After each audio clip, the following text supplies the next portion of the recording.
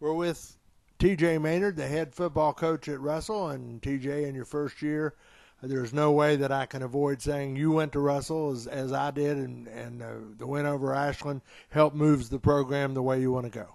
Obviously, anytime you can beat one of your rivals, that's really, really important to not only your football program but your community. And it's got a little bit bittersweet for me too here, because my last game I played as a Red Devil was against Ashland, and we got beat 7-3. And at that time, only 2 teams went to the playoffs. So not only did they beat us, they knocked us out of playing in the playoffs. So it was nice to, first year back here to get that win. But more importantly, it was for our kids to have that 7-year drought, plus in our community to get that win.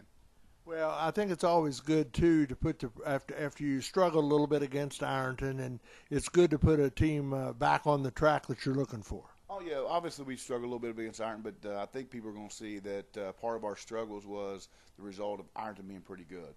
I know everyone looked at the record last year and felt like they weren't a very good football team, but I played them at the end of the year last year, and they were still pretty good. Even though the record didn't indicate it. Understand who Ironton plays, and going into the national game as a coaching staff, we wondered a little bit about our team. Was Ironton really that good, or maybe we're not that good? So to come out and answer the bell against Ashland was really, really positive for us as a team, and as our coaching staff, looks at this. Plus, then Ironton goes over across the river there and beats Amanda Clear Creek, who's really, really good. So that kind of told us a little bit about our team, that Ironton's really good. We're not where we need to be yet, but we're making progress, and that's what we're happy about. So this week we look at Boyd County. They have not won a lot of games, but at the same time, they're going to line up against you Friday night. So tell us a little bit about what you expect to see on both sides of the ball.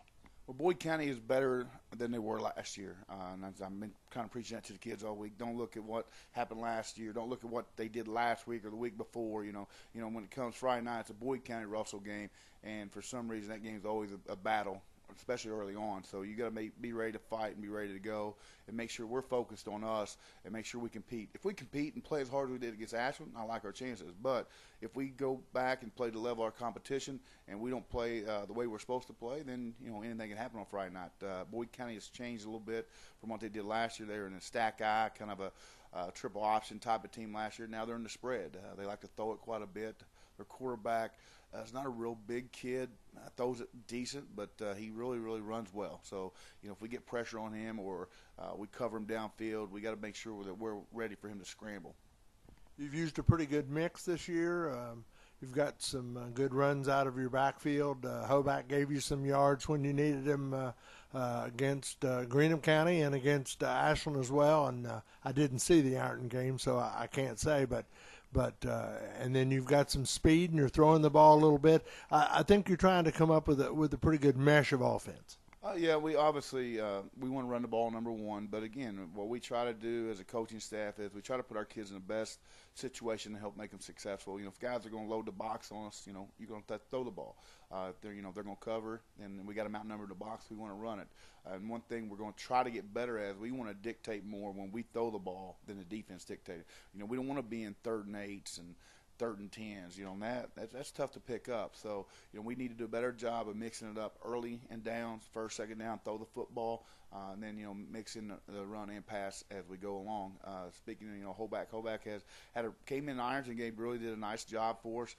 Played limited time Ashland, had a nice carry for us to pick up a long 1st down. But like I told him and even Spencer Cole, those are 2 kids that are very talented kids, and they need to be on the field. But sometimes you get in a tight game and you go with the guys that have been there and you trust. But again, we're really excited for the victory last week. But we're going to try to get some of those guys in there because, like I said, Spencer Cole, Andrew Hoback, both guys that can play. Evan Ison can play back there. We're rotating 6 receivers. We're rotating about 8 or 9 linemen. So we need to rotate more backs. It's just sometimes it's hard in those close games, tough games to take Nick and Bronson out because of not only their talent level but just their experience. And experience is a key in football. A lot of people don't realize how much that using that many players and getting them experience, when you come up against another opponent, they don't know what to expect because they don't know who you're going to have out there. Right. And again, and Nick, Bronson, Spencer, Andrew, Evan, even Max, they're all bringing a little bit something different to the table. And, we just got to make sure when we got those guys in there that we take advantage of what their skill set is and again, put those guys in the best situation to be successful.